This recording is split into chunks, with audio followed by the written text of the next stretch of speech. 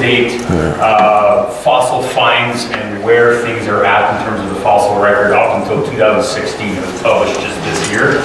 And so the author goes through amphibians, reptiles, mammals, considers the fossil record of teeth, feathers, all those kinds of things, and concludes that the vast majority of those categories all show or are all in favor of special creation, not evolution. In fact, the patterns that we discussed 2 weeks ago are in fact the case in most of those categories. So if you're interested in getting sort of the latest update on things, that's a good book to get.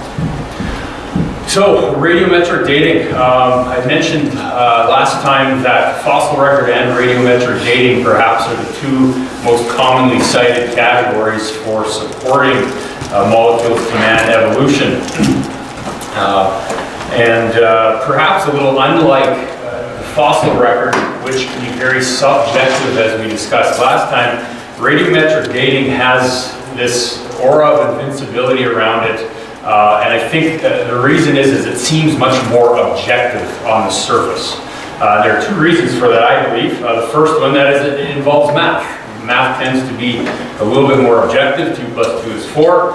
And so anytime you have math connected with something, it seems on the surface to be much more objective. The other thing is the language that is used when we talk about radiometric dating.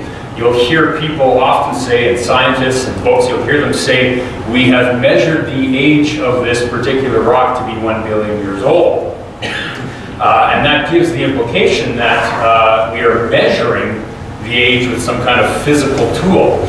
Just like we might measure the length of a church, we might have the church here, we might get a tape measure and objectively measure that. And the idea, of course, is that if you gave that tape measure to 300 people, and they all measured the length of the church, you'd get, for the most part, 300 answers that are pretty darn close to each other, maybe some rounding differences here and there.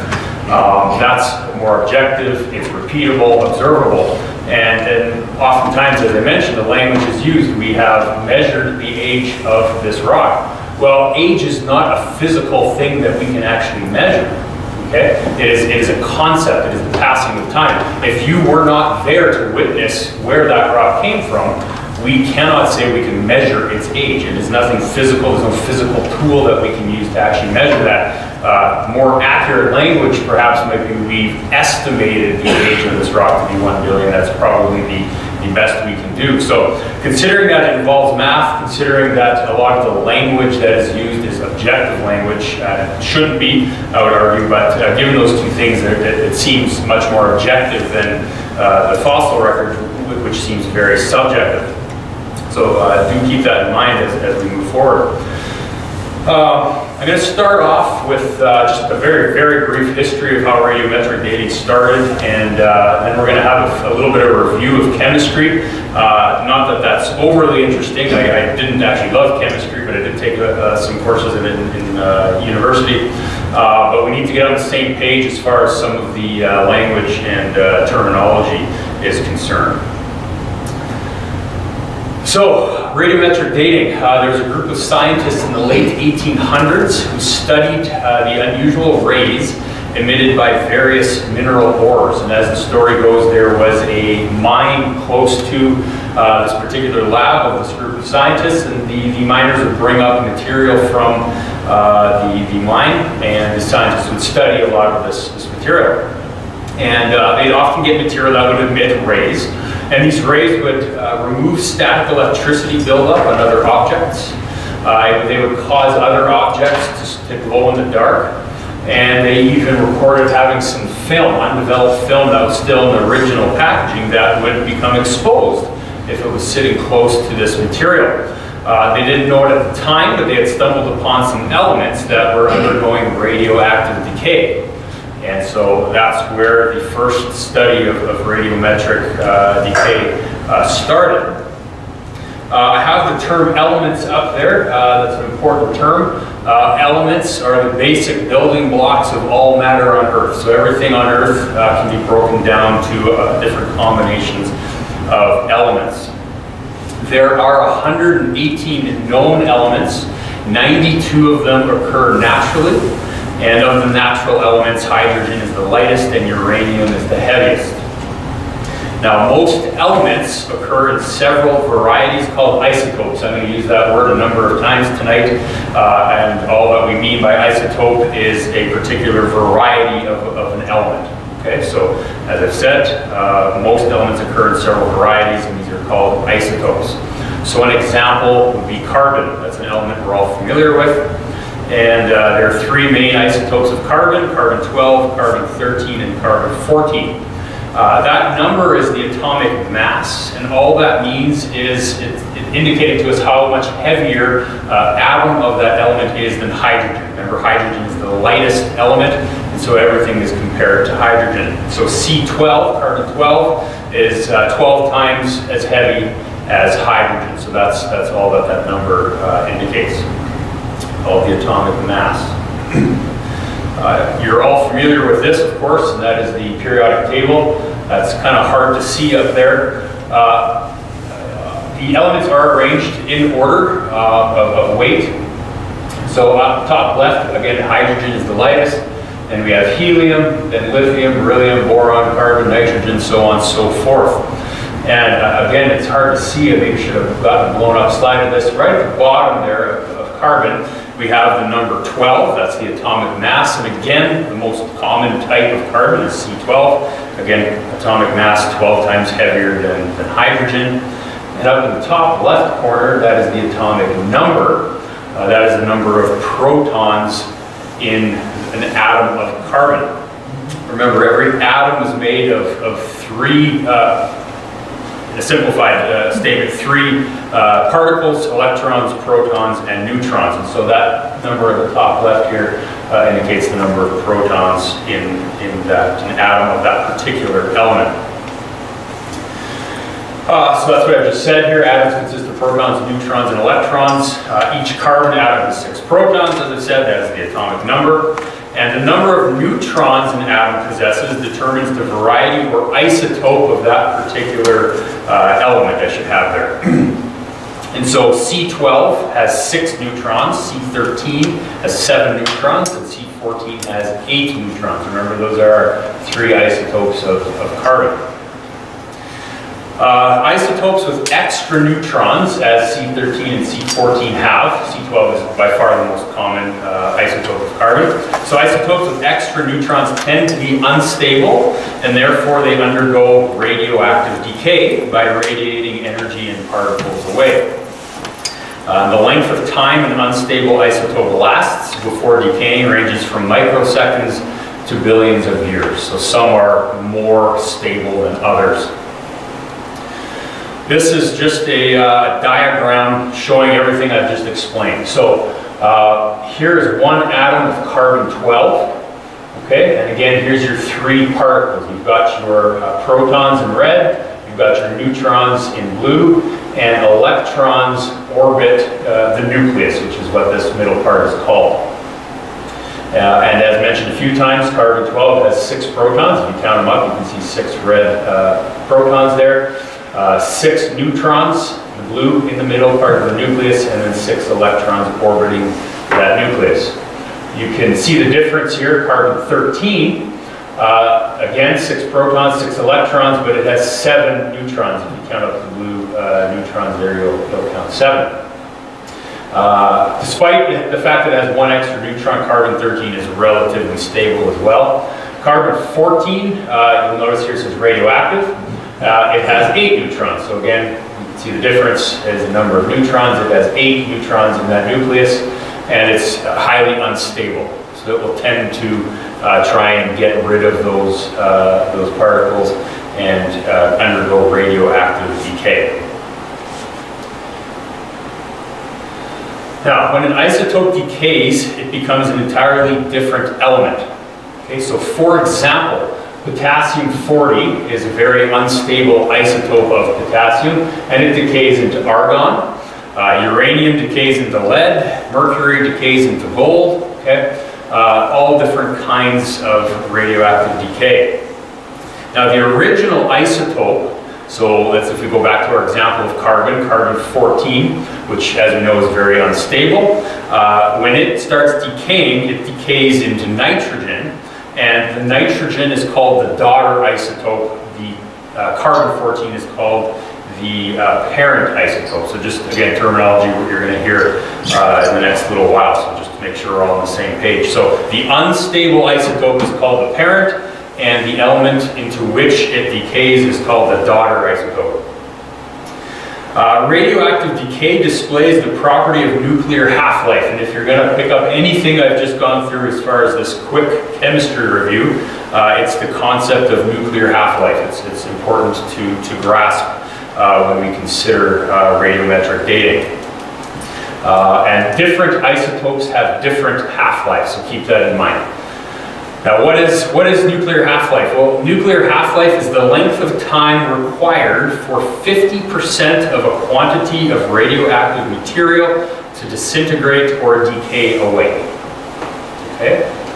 So you can see my little generic equation here. So if we start with N of a substance, let's pick on carbon, so carbon-14, and let's in this case say N is 100 grams, just to make things easy. So let's say we're starting with 100 grams of carbon-14, again very unstable, and so it wants to decay. Carbon-14 has a half-life of 5,730 years.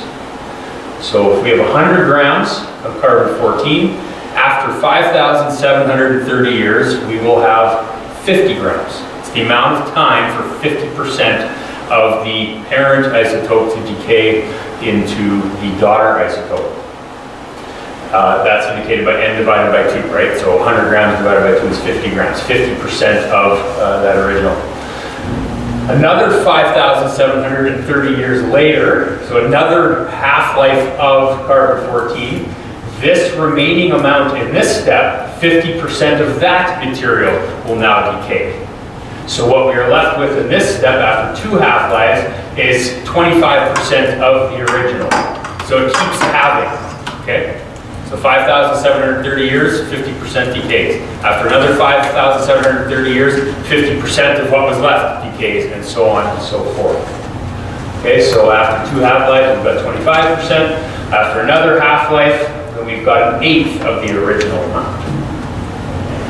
Does that make sense? I explained that well? Okay, that's nuclear half-life. All radioactive decay displays nuclear half-life. And again, as mentioned, different isotopes have different half-lives. And we are fairly confident that the half-lives that we have assigned to the isotopes is accurate. We have the technology today to actually count individual atoms. And so when something is decaying, we have instruments that detect individual atoms decaying away, so we can count the number of atoms decaying and extrapolate to get the half-life. This is not the greatest graphic, but I couldn't find anything better under the amount of time I have. So if you have a stack of coins here after 1 half-life, let's say my 6-year-old son in the dollar store probably wouldn't take him more than about 1 minute to spend that. And so let's say the half-life of that stack of coins is 1 minute, and then after 1 minute we've got half the original amount. 1 minute later again, we have half of this amount again, and so on and so forth. Until eventually we're left with 1 atom, which eventually will undergo decay as well. Now, Ernest Rutherford, he's a scientist who was part of that original group I mentioned a few slides back who first discovered this radioactive material. Was the first to suggest in 1905 that, hey, perhaps we can use the fact that these isotopes are decaying and use the concept of half-life to estimate the age of rocks. And this is theoretically possible, okay? So estimating the age of rocks is possible when radioactive isotopes are sealed inside newly formed igneous rock, which is rock that is formed when liquid rock from a volcano, for example, cools, okay? And so what happens is if we've got molten rock, liquid rock, and it cools and forms a solid rock, the idea is that inside of that rock it will have sealed in some radioactive isotopes. Okay, inside that rock we might have a parent isotope, and when that rock now seals, solidifies, the clock begins to tick, so to speak, and that parent isotope starts decaying into the daughter isotope. So I've been picking on carbon-14. Here's another example of potassium-argon. Okay, potassium-40, I have mentioned it, is extremely unstable, and it decays into argon-40. Okay?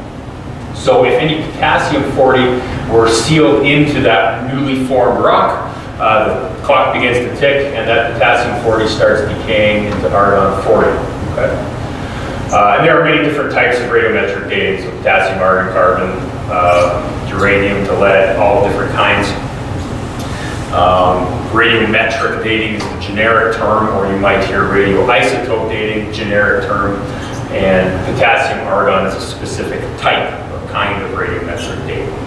Okay. Now, going back to our example here of potassium-40, okay, again, this is the parent, this is the daughter, okay? The half-life of potassium-40 is 1.25 billion years, so quite a bit longer than carbon-14. So if a rock, here's the idea, if a rock has a large amount of argon-40, which is the daughter isotope, it is thought to be extremely old. This is the general concept. Since the half-life of potassium-40 is long. Conversely, if a rock has a small amount of argon-40, it is thought to be young. The calculations to actually estimate a number are fairly complicated. Computer simulations are used a lot of the time, but for purposes of today, just the general concept, you have a lot of daughter isotope, especially with the half-life that is so long, then that rock is going to be dated very, very old, estimated to be dated very old.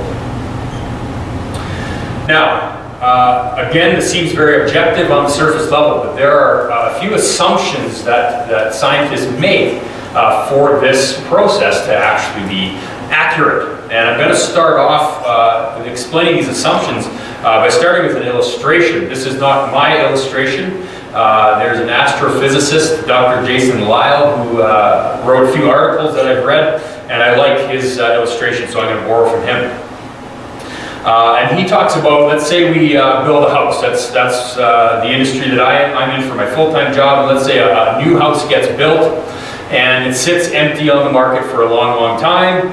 And let's say everybody involved in the building of this house dies, and we don't know how old this house is now. Okay, it's been sitting on the market, and I come along and I want to buy this home. No one can tell me how long it's been sitting empty. And so I'm going to try and figure out the age of this home.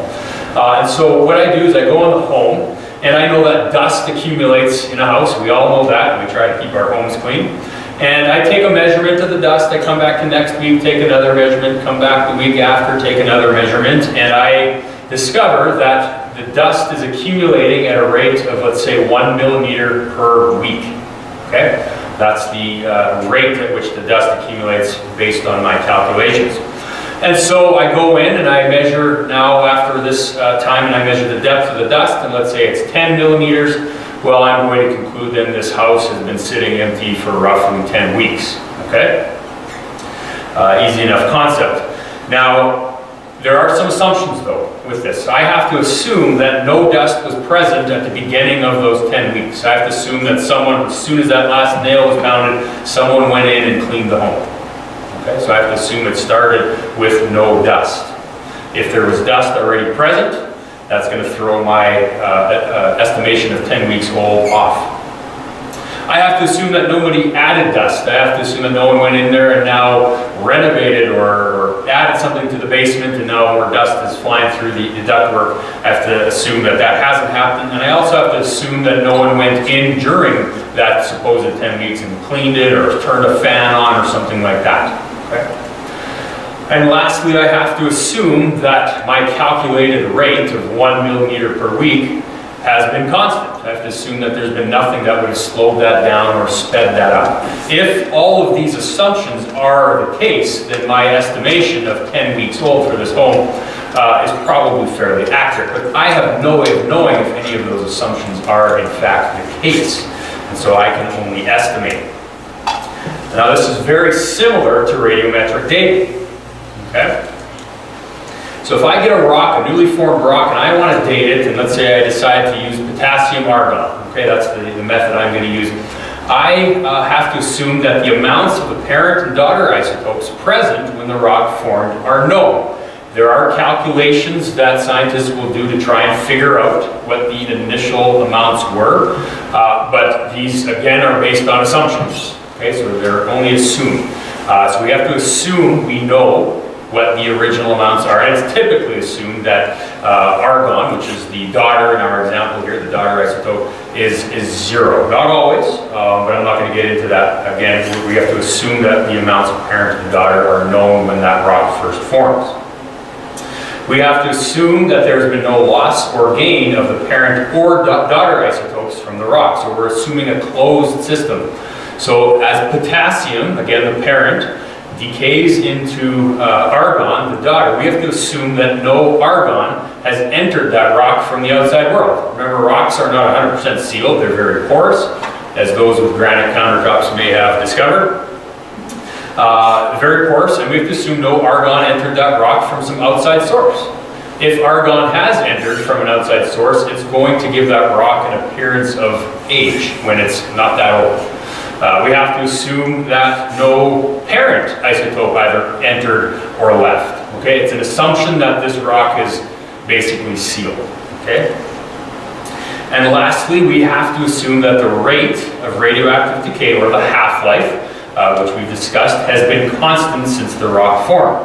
So again, potassium, half-life of 1.25 billion years. We have to assume that it's always been 1.25 billion years. If that has ever changed, that throws this entire process off. Okay? So those are the assumptions. Those are important to know and have in the back of your head if you ever need to talk about this with anybody. Now, the question, of course, is, are these assumptions true? Well, we've all heard the examples of volcanoes erupting and they form new rock, and people take some of that rock and send it to some of these labs to be dated. And that's happened on all kinds of volcanoes around the world. I'm sure we've all read about the example from Mount St. Helens. Within 10 years of that, of Mount St. Helens erupting, many scientists sent some of the igneous rock that was formed from that eruption, and the results came back, estimated the age to be hundreds of thousands of years old, and in a couple cases actually a few million. Okay? The rock was observed. We saw when Mount St. Helens erupted. At that point, it was less than 10 years old.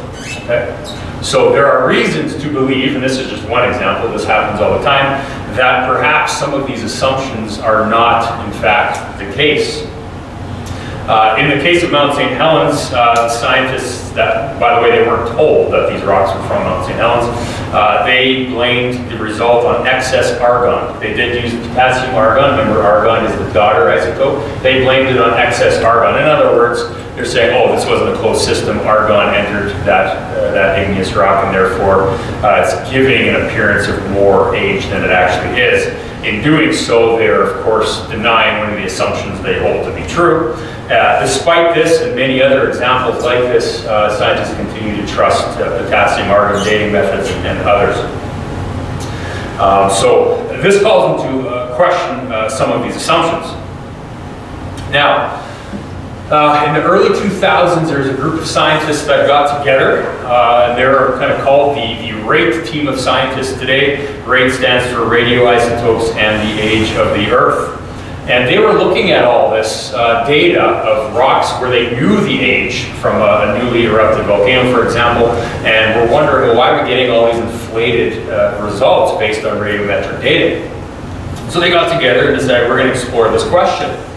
And to give it away right at the beginning, they found that the rate of decay has not always been constant. That was one of their main conclusions. And so we're going to look at a couple of their findings here. Since the RATE team has done their research in the early 2000s, scientists actually have been successful in changing the half-lives of radioactive material in the lab, actually, by stripping the isotopes of neutrons and a bunch of other things. One extreme example, scientists have taken rhenium, which is an element with a half-life of 41.6 billion years, and by stripping it of most of its neutrons, they were able to reduce its half-life to 33 years. Not by 33 years, to 33 years.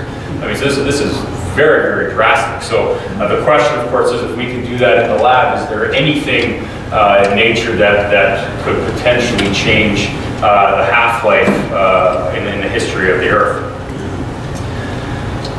And so, as I mentioned, I'm going to go through a couple of case studies carried out by this great team of scientists. They were in the early 2000s, as I mentioned. Now, in 1974, a totally different group of scientists took some rock samples from Fenton Hill, New Mexico, and these particular rock samples were drilled out 4.3 kilometers deep. Okay, so a naturalist would say that these rocks would be extremely old because they're so far down in the earth. And the RATE team took these samples. They got permission to get some of these samples from 1974, and they conducted all kinds of tests on these rocks, and they found something quite strange. They found helium present within the minerals of the samples. Okay? Helium is a byproduct of uranium-238, which is an unstable isotope decaying into lead. It's a byproduct of that. This is just a drawing of zircon crystal found within these rocks from Fenton Hill, New Mexico. Uranium-238, again, an unstable isotope, and it decays into lead-206. This process of uranium-238 decaying into lead is actually a 14-step process, unlike potassium-argon, which is a one-step. This is a 14-step process, and as it goes through these 14 steps, it releases 8 helium atoms. So for every single uranium atom that decays into lead, it releases, in that process 8 helium atoms. So why is this weird? Why did the RATE scientists kind of scratch their heads at finding some helium? Well, these samples were sent to different labs, and again, the uranium-lead method was used to estimate their date, and they were estimated to be 1.5 billion years old. Okay, so in other words, they found quite a bit of daughter material. Okay. Now, at the current decay rate of uranium, okay, the helium produced by the decay of uranium should have had plenty of time to diffuse out of that sample. Remember back at our periodic table a number of slides ago, helium is the second lightest element. It's very small, very light, and it tends to move through rocks fairly easily. It moves through the pores of the rocks, okay? It diffuses out.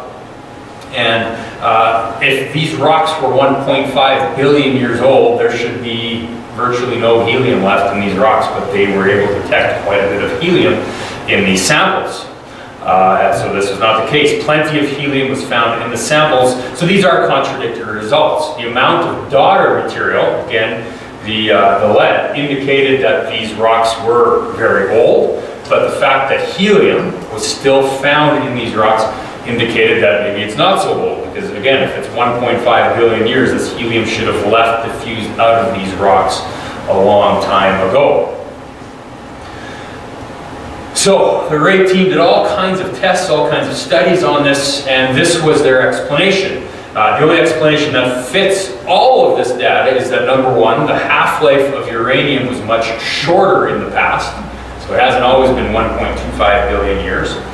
And the other explanation that makes sense of the data is that the sample is very young, such that the helium which resulted from the accelerated decay of uranium did not have enough time to diffuse out. So the fact that there's still helium in these samples indicates these rocks are not 1.5 billion years old, they're very young. And then to explain the amount of daughter material, lead, that was in these rocks, they hypothesized, well, the half-life perhaps hasn't always been 1.25 billion years. Well, it's good to make hypotheses, but did they have any evidence for this? And they wanted to get some evidence, of course, because these results do cast doubt on the assumption that decay rates are constant. So here's what they did. They went to the New Mexico site and dug up similar rocks from the same rock formation, and they took these rocks to their lab, and they bombarded these rock samples with helium. Okay? And so essentially the rocks became saturated with helium, and then they put them in the lab, broke them up into groups, and had them set at different temperatures. And they observed the helium leaving or diffusing out of these rocks, which they have basically saturated with helium. And they were able to calculate very accurately, again, we can count individual atoms with today's technology, and we're able to actually calculate the rate at which helium leaves rocks at different temperatures. And so that's what they did. So now they have some diffusion values, again, the rate at which helium leaves these rocks. Then they went back to the original rocks taken from Fenton Hill from 1974. And again, they still found helium in these rocks. And they did all kinds of calculations and computer simulations, which were fairly complex. And what they did is calculated an estimate for the diffusion rate of helium from those Fenton Hill rocks. And they ran this computer simulation, this calculation, twice. The first time they ran it, they assumed the rocks were 1.5 billion years old, got a rate at which the helium left, they got their estimated value, and then compared that to the rate that they actually observed in the lab. Then they ran the calculation a second time, assuming the rocks were 6,000 years old within a biblical time frame, got an estimate for the rate at which helium leaves the rocks, and compared that to the rate at which helium left the rocks in the lab, which we can actually measure. And what did they find? They find that the rate that they calculated in the lab under controlled conditions lined up very nicely with the calculations they got assuming a 6,000-year-old rock. Okay. This is their data. Very, very interesting. So these solid black dots are the diffusion rates, i.e. the speed at which helium leaves the rocks in the lab. This is the controlled environment. Again, bombarded the rocks with helium and then observed how quickly that helium diffused out of the rock. And it's no surprise as the temperature decreases, the rate at which the helium left the rocks also decreased. That makes sense. Okay? So that's those black dots. That's the data they got in the lab. The red dots and the red line here was the estimated diffusion rate of helium based on the Fenton Hill rocks. That's the estimated calculation, assuming 1.5 billion years old. Okay, and that's the data plotted there. Again, then they ran this experiment again, assuming a 6,000-year-old age of the rocks. And the diffusion rates they got in that case are indicated here in green. Lines up very nicely with the data that they got in the lab. So very, very strong evidence that these rocks, in fact, are not very old. In fact, within a biblical time frame. And that's why the helium is still found in these Fenton Hill rock samples. It just simply hasn't had enough time to leave. It's only maximum 6,000 years old. Now that still leaves the one bit of information left to explain, and that is the amount of daughter material found. So now we have some strong evidence that they're young. How do you explain all this daughter material? Well, now this lends itself, the only explanation is the half-life has not always been 1.25 billion years. It's been much, much quicker or lower in the past. And so strong, strong evidence for this. So they concluded that the helium diffusion experiments give strong evidence that decay rates have been quicker in the past, and implies that the dating methods used are giving highly inflated numbers. Basically, the assumption that half-lives have always been the same simply doesn't appear to be the case. Now, I've only gone through one example here. I have it on a slide at the end. I did bring the book. The research from the Radiometric scientists is summarized in this book, and of course in here you can find the references to the actual scientific papers published, but the book summarizes it all. So if you're interested in this topic, you can always pick that book up, and they've got evidence after evidence after evidence that in fact half-lives have not always been the same. Okay, I've gone through basically one chapter here with the helium example. There are many, many more. Now, I'm going to shift gears just a little bit and talk a little bit about carbon-14. Yes? When they did the measuring the escaping of the helium in the laboratory conditions, temperature is a factor, right? Did the warmer ones decay quicker than the cooler ones? Or Yeah, basically as temperature increases. This graph shows it on the X and Y axis there, temperature decreasing. And so the fusion rate, i.e. the speed at which the helium left the rock decreased as temperature cooled. And that makes sense, right? If you heat something up, it expands, the pores would have opened up a little bit more, the helium could have left a little bit quicker. Yeah, so that's what we expect.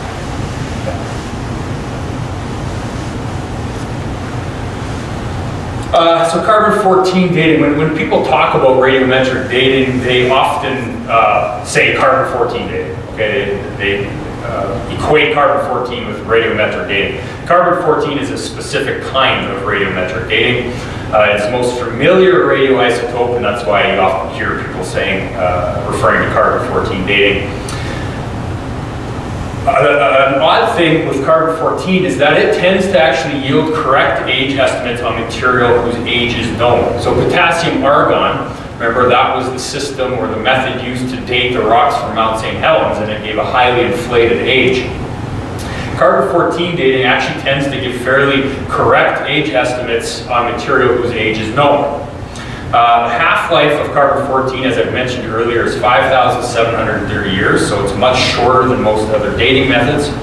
And one thing that many people don't realize is that carbon-14 dating applies only to the remains of once living plants and animals. So if someone says carbon dating dated a rock to a certain age, that's incorrect. It can only date the remains of once living plants and animals.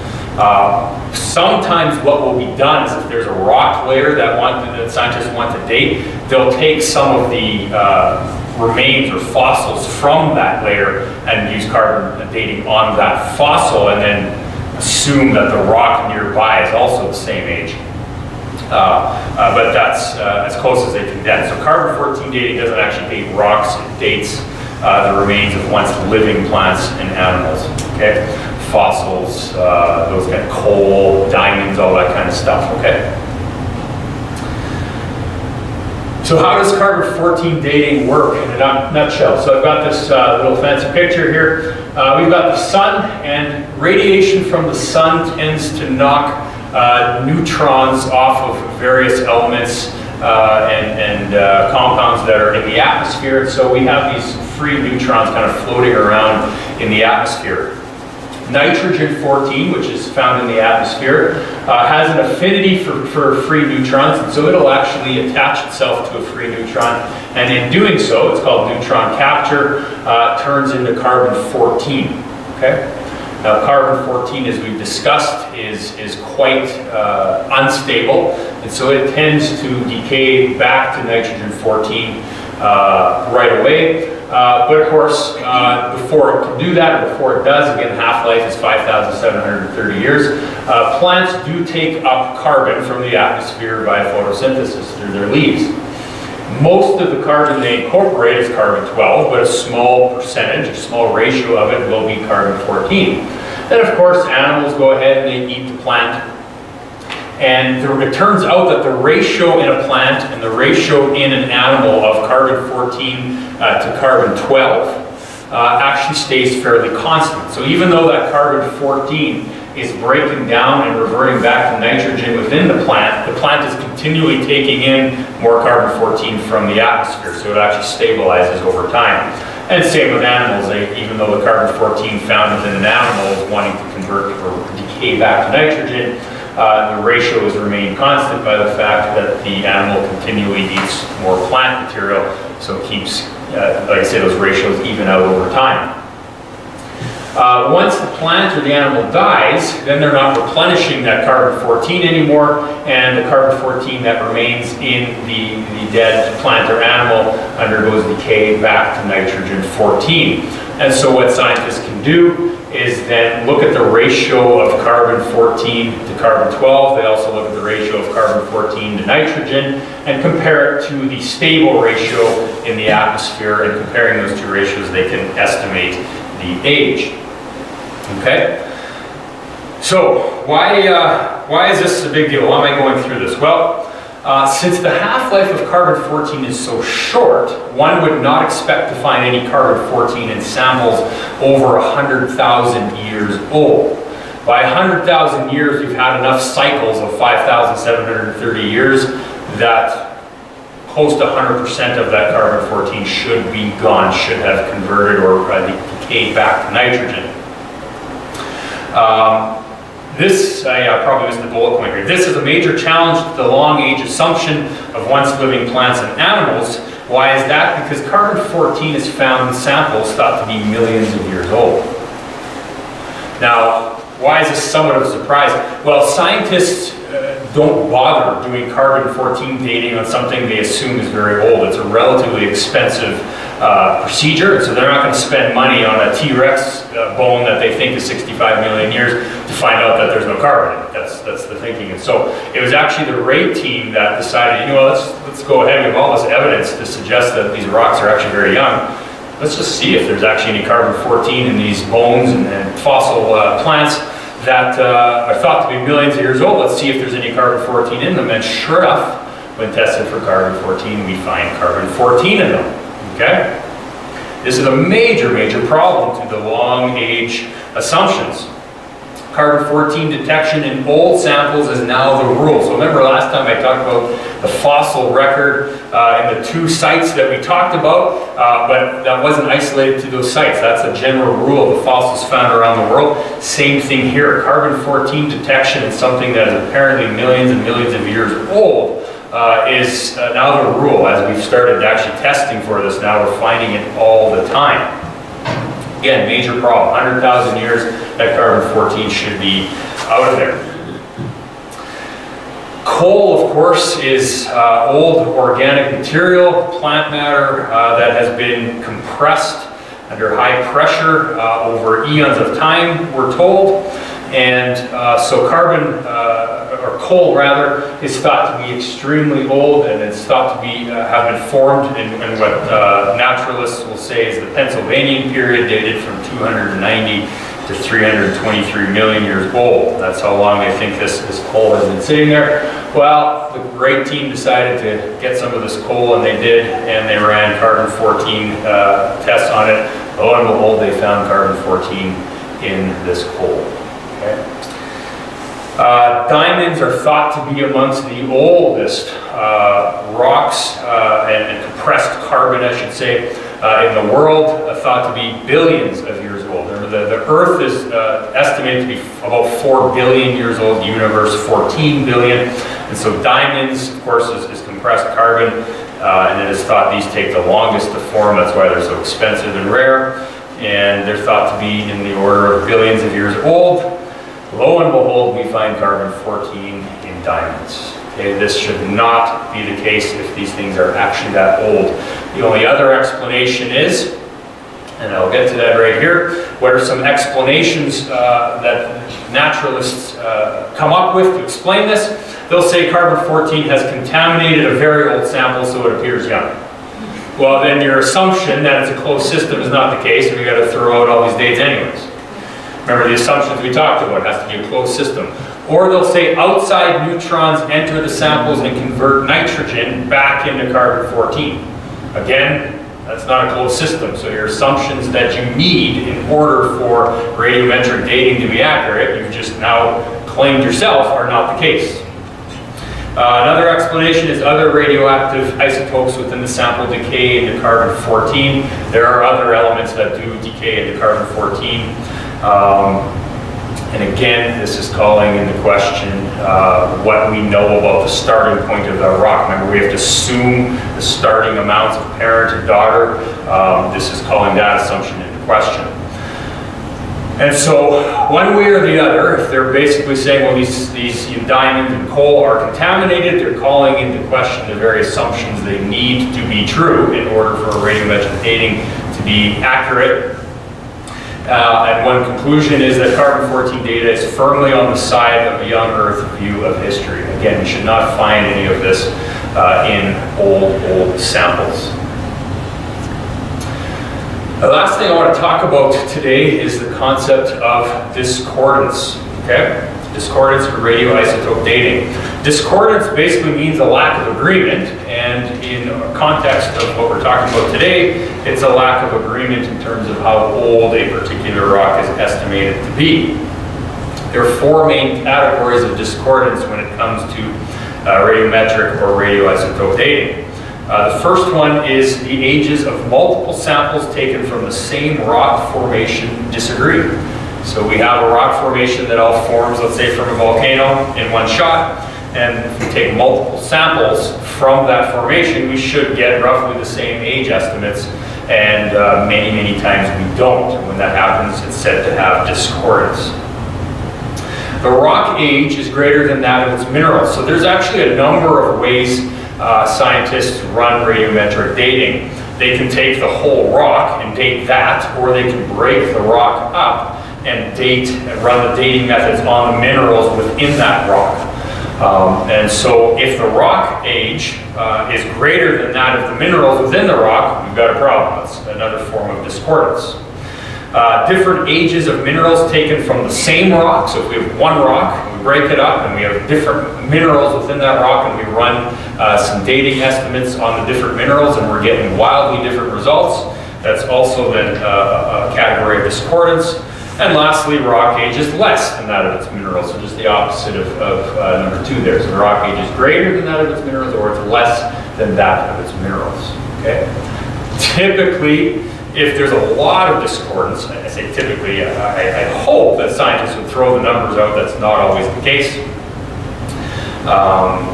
What scientists will often do is, let's say T-Rex, I keep picking on that, is always thought to be around that 65 million years old, okay? If they get a bunch of different answers based on different dating methods, or the minerals are different than the rock, basically they will pick the one that's closest to 65 million years, because that's the assumption, is T-Rex is 65 million years old. Yes, that happens. I know it sounds very unscientific. I have witnessed it firsthand myself. Now, here is actual data, okay, from a particular rock formation which was dated, okay, using different methods, okay? And you can see here that all 4 categories of discordance are the case. So we back up, whoops, where am I here? There, really far back there. The ages of multiple samples taken from the same rock formation disagree. Well, we have everything from 1.5 billion all the way down to 2.8 billion. That's quite the range, okay? So we have discordance there. We have right here, I've highlighted it there, the whole rock. When they dated the whole rock, they got an estimate of 2 billion.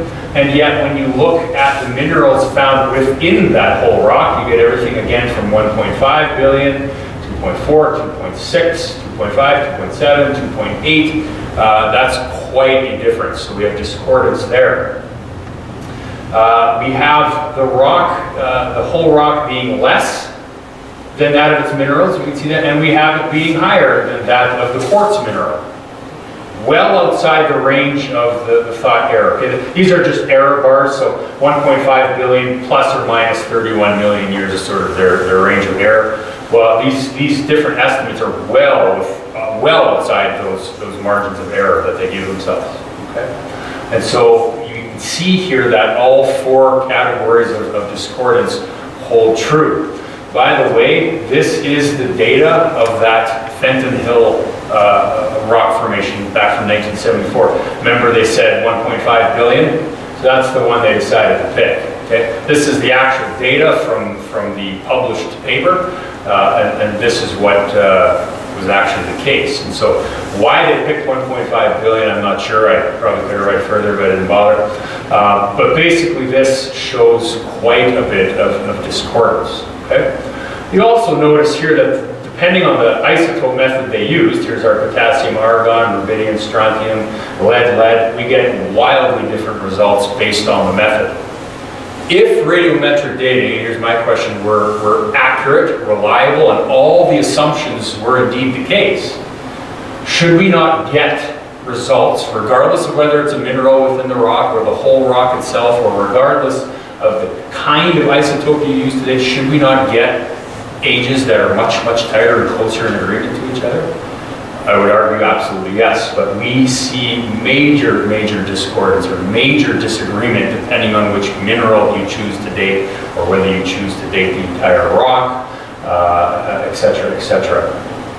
So when you see these date estimates plastered in a paper or a magazine article, this thing is 1.5 billion years old, there's always a story behind it, okay? They'll never show all this data, okay? And lots of the time, the date they pick is because they want it to line up with the evolutionary story that they've already told. They don't have to admit, we gotta change everything now, okay? That's often the reason it is. So it's kind of a circular argument. Well, these rocks are 1.5 billion years old, even though we have all these different disagreeing dates, they're 1.5 because it was found at a rock layer that had some fossils in it that we think are 1.5 billion year old fossils. We thought these animals lived 1.5 billion years ago. Asked why you think the fossils are 1.5 billion years old, they'll say, well, because the dating method says it is. You can see that it just goes in a circle like that, okay?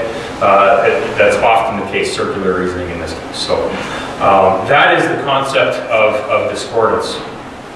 The best explanation for discordance is a change in decay rates brought on by factors that affected different minerals in different ways. In that book I showed you here, called Thousands Not Billions, they have a couple chapters on what they think may have actually changed the decay rates of isotopes in the past. Very interesting read. I'd recommend that you pick that up. And basically what they've concluded is a major catastrophe they think could have changed radioisotope decay rates. And of course, what do we have as Christians in the Word of God? We read about a major catastrophe that would have been beyond anything we see today.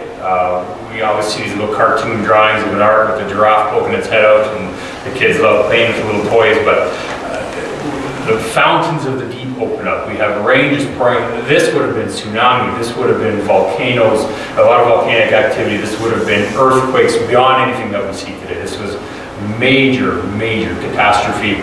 And in that book, the scientists actually predict that probably that is the case. In fact, what happened was some kind of major catastrophe could have in fact changed the decay rates of these isotopes. So these long ages that we're getting today, if that's the case, all need to be thrown out. They give highly inflated ages. So, takeaways. What's sort of the main things to take with you walking away here tonight? You need to understand the concept of half-life. Okay, again, the amount of time it takes for 50% of the material to decay into the daughter material. And again, the general concept that rocks with large quantities of daughter material are assumed to be old. That's the general concept there. You need to know the assumptions. Okay, so if you're going to talk to someone about this, or you're helping, you know, a grandkid or your kid with some of these things, you have to know that these assumptions. Share with them the illustration with the dust in a house, and they'll be able to see, yeah, it makes sense that I have to assume that rate of dust accumulation is the same. I have to assume no one added more or took any away throughout that time period, and that will make sense. So do know those assumptions. Have a couple arrows in your quiver. Carbon-14 found in samples thought to be old suggests that the sample is not old after all. Explanations as to why C14 is still present lead us to doubt the very assumptions which must be true if radiometric dating is to be trusted in the first place. Okay. Helium found in rock samples that show millions of years worth of decay suggests, or even billions, suggests that the samples are not very old and that decay rates were much quicker in the past. That graph I showed you of the actual data from one of those experiments where the creation data lined up very nicely with the diffusion rates actually calculated in the lab. It might be something to have on your phone. Theoretical models based on helium diffusion studies gives an age of the Earth of roughly 6,000 years. Of course, well within biblical timeframes. Measuring the age of a sample, I should say estimating, there I just fell into my own trap there. Estimating the age of a sample using different radiometric dating methods yields wildly different results. Again, that's discordance. And all 4 categories of discordance is seen when dating the same rock formation using different methods. Not all the time. I'm not here to say every single time scientists date a particular rock formation that they're getting all 4 levels of discordance. I just need you to know that it happens a lot more than what you're often led to believe. All these results taken together, and as I mentioned, that book, there are a lot more. I've just picked on 2, carbon-14 and the helium example. These results taken together reasonably lead to the questioning of whether the original assumptions in dating methods are indeed met. And there are many results. Okay, again, I've given you 2 with the helium and carbon-14. Many results support the biblical age of the Earth. If you want more examples, very scientific examples, again, pick up that book, Thousands, Not Billions. As I mentioned, if you're really wanting to give your brain a challenge, the actual original peer-reviewed articles are referenced in there. You can look them up online. But the book is a nice summary of a lot of their research. One of the scientists that worked on this project and who wrote, I think, the chapter on carbon-14 in this book, was in Edmonton a year ago, and I actually got to meet him and talk to him a little bit about a lot of this research. Brilliant man. He's actually the scientist who came up with a lot of the computer models that allow us to predict our weather today. So I know Germany, for example, they use computer simulations to give their weather reports on the news, all based on his computer models and his research. And he just happens to be a Christian and a young Earth believer. And so that's pretty cool that he was here last year and I got to meet him. So anyways, that's a very good book to pick up if you wanted to read further on any of these topics. So I think that is my last slide. It sure is. So yes. I've seen these different debates between creationists and evolutionists, and I'm curious why it's how with this like obvious scientific knowledge, how this is even still debatable, that it can be even. Yeah, a very good question, and I'll go back to example in history. Newtonian physics. So when Isaac Newton came along and he figured out a lot of our formulas that we use today for physics, those were used for a long time and used to predict patterns in the solar system and how planets would orbit, all that kind of stuff, until they came up with a bunch of anomalies. They found, okay, well, his theory doesn't actually predict this, it doesn't predict that. We maybe need to change this theory a little bit, update it. And so Einstein came along and his theory explained everything Newton's did, plus all the anomalies that Newton's theory didn't explain. So it is a better theory, and that's what we used for a long time. And now today we use still Newtonian physics, or Einsteinian physics, but there's been some things that have been added and updated with it. And so that's fine. There's no repercussion for scientists saying, you know, Newtonian physics, while good, was lacking in some areas, let's move on to Einsteinian physics. There's no repercussion. But think of the repercussion to the evolutionist, the naturalist, who is now convinced that evolution is not true. What is the only other explanation? It's supernatural. They don't have another explanation yet. And I think I mentioned on the first evening, there have been scientists that have been quoted saying, if I had a different naturalistic explanation other than evolution, I'd take it. It still has to exclude God. But there isn't anything, so evolution is what's continued on, right? The repercussions of denying evolution are massive. It's admitting there might be something supernatural and divine, and we know from Romans 1 that people, they suppress that truth in unrighteousness, right? That's what sinners and weak people do. They suppress that truth. So the consequences of denying evolution are much, much greater in terms of its implications to a secular world that hates God, compared to a scientist saying, you know what, Newtonian physics doesn't work, let's move on to Einsteinian. There's no necessarily implication for a supernatural explanation at that point. So ultimately, that is the answer to me. Next time, 2 weeks from now, we're going to go through the mathematical argument against evolution. It's not really a new argument. There's a group of scientists back in the 60s, a group of engineers actually, that looked at evolution and came up with a mathematical argument against it, and actually presented it at a symposium in mid-60s. A very strong argument against evolution. And the response was not to address the math where it was wrong. The response is, well, we know evolution is true, therefore we know your math must be wrong. There's a transcript of that, you can look it up. So again, There's just no win then. yeah, it really, and ultimately, my prayer is eventually the anomalies build up so much to the point where they just simply can't deny it anymore. Whether that happens, in my lifetime, who knows? But that's obviously what we hope as Christians, right? Because it is a major stumbling block to people for the gospel, right? So, yeah, good question. Is there anything that doesn't have healing in it that they've tested? Oh, I'm sure. Yeah, I'm sure there would be.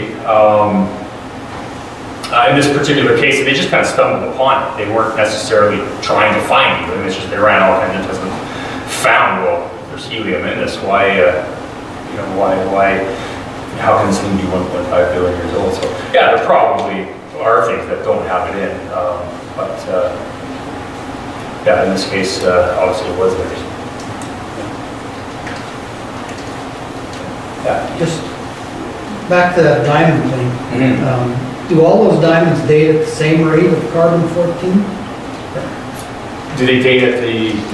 That they all had carbon-14 still in them? Mhm. Do all diamonds from wherever they come from in the world have that same rate? Do you know that? In terms of how much carbon-14? Right. We'll have to say all. I couldn't say all do, simply because we haven't tested all of them, but the array team did sample a number of different diamonds from different locations, and the vast majority of them did contain Because carbon-14. you do know man can build diamond now within Yes. 38 to 72 hours. Absolutely. From carbon. Absolutely. Yeah. Cool. Absolutely. And it'll become carbon under Yeah. heat, pressure, and the right Yeah. Yeah. amount of Absolutely. time. Absolutely. So my question was, and I'm Carson's dad.